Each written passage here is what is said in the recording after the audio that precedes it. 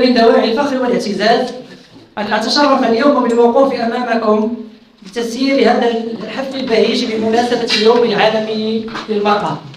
إن هذا اليوم يحتفل به سنويا في جميع أنحاء العالم بهدف تسليط الضوء على دور المرأة في المجتمع وإبراز المساهمات الهامة التي قدمتها المرأة في مختلف جوانب الحياة، وللتذكير أيضا بأهمية تحقيق العدل بين المرأة والرجل.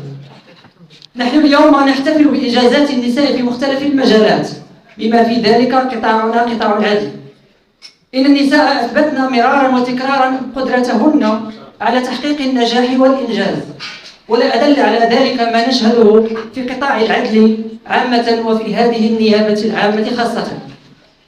إن تحقيق العدل بين المرأة والرجل أمر لا يتعلق فقط بالمرأة، بل يعود بالنفع على المجتمع بأكمله، حيث يتمتع الناس بمزيد من العدالة والتكافؤ والتعاون، ويزيد من فرص التنمية داخل المجتمع. لذلك نحن كأسرة واحدة وكفريق كبير بهذه النيابة العامة بمحكمة الاستئناف بالقنيطرة نعمل سويا على تحقيق تغيير إيجابي بها دائما في جو يسوده التقدير والاحترام المتبادلين بين جميع مكوناتها ذكورا وإناثا رجالا ونساء، واضعين نصب أعيننا حديث رسول الله صلى الله عليه وسلم: النساء شقائق الرجال. أخيرا وليس آخرا، نتقدم بالشكر لكل امرأة على ما تسديه للمجتمع عامة من عطاء كبير، وعلى ما تقدمه داخل قطاعنا قطاع العدل من إنجاز وتضحية وعطاء، فشكرا لكم جميعا. نطلق حفل هذه الصبيحة بكلمة السيد وكيل العام للملك، فليتفضل مشكورا.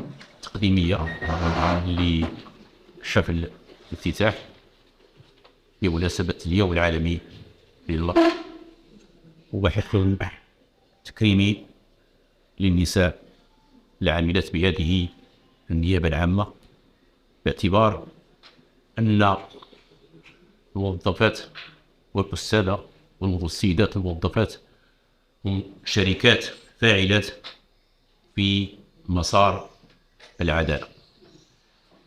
حقيقة أنه في عظيم الشرف، وأنا أشارككم بمناسبة هذا العيد الأممي الذي هو تقدير لما تقوم به المرأة كمكون أساسي داخل المجتمع.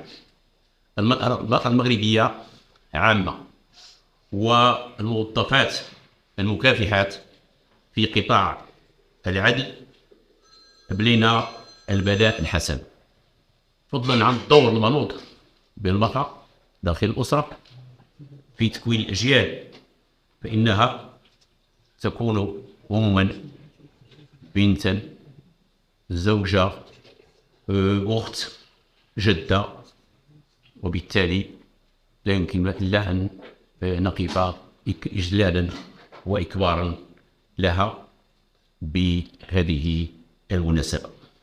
حقيقة أن المرأة المغربية وما حققته من تراكمات إيجابية ومن مكاسب جعلها بفضل عملها الجاد ومهاراتها وكل ما هو كفيل بتحمل المسؤولية.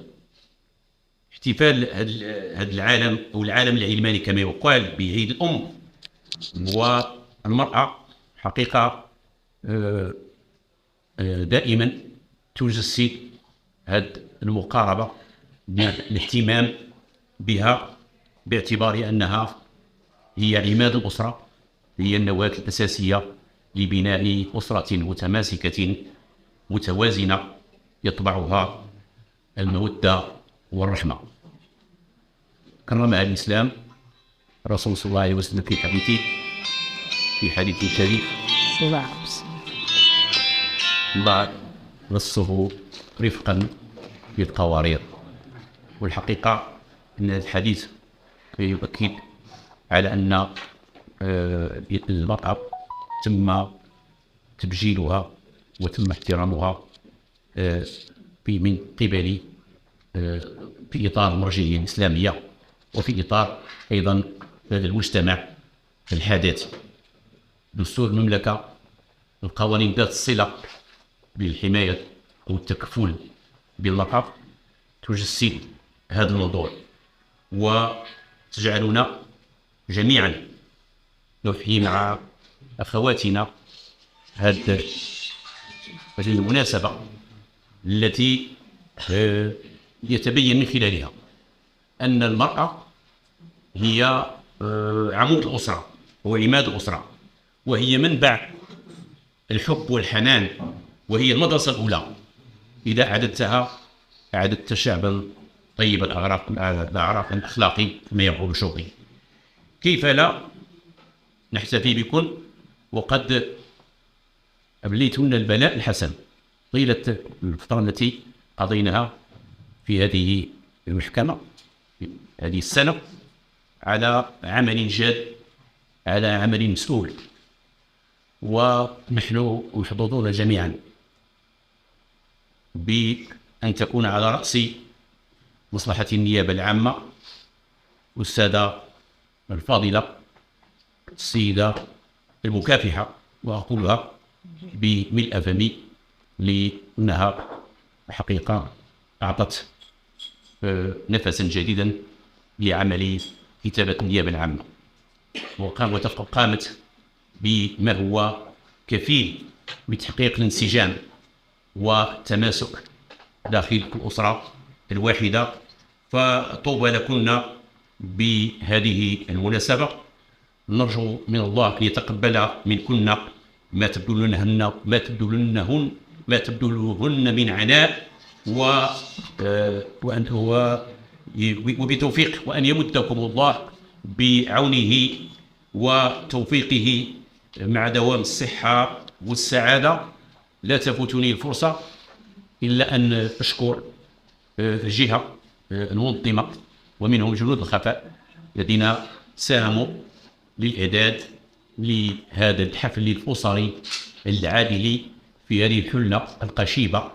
والحقيقة دي زادت رونقا وبهاء هو أن حضور كل المكونات ذات الصلة بعمل النيابة العامة وضيفات أخريات من مشاركين ومن شركائنا في إطار العمل داخل واحد منظومة واحدة متكاملة.